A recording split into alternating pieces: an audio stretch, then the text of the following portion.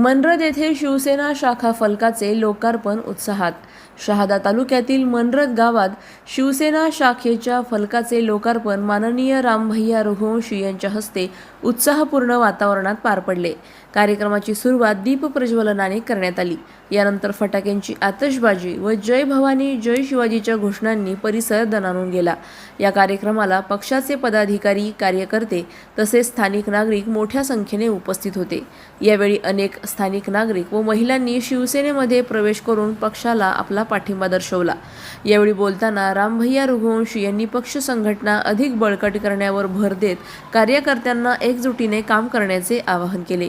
ग्रामीण भागात विकास कामांना गती देण्यासाठी सर्वांनी सक्रिय सहभाग घेणे आवश्यक असल्याचे त्यांनी सांगितले।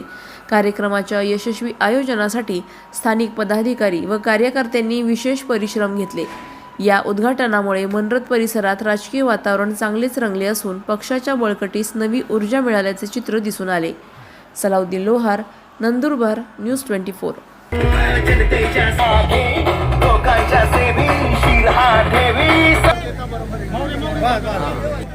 राम भैया आगे बढ़ो, हम तुम्हारे साथ हैं। संगी आपला अनुमोदन द्यायचे। आवाज कुणाचा?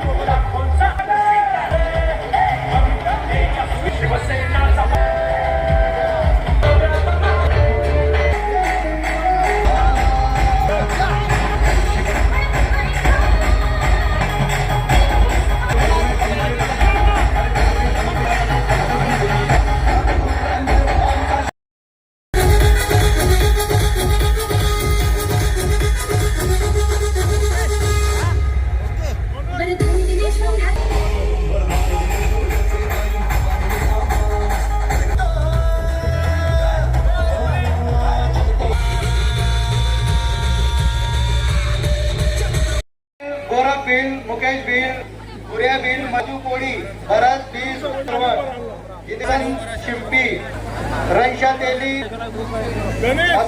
आपण सर्व एक सामूहिक केक कटिंग करणार आहोत। केक कटिंग होणार आहे।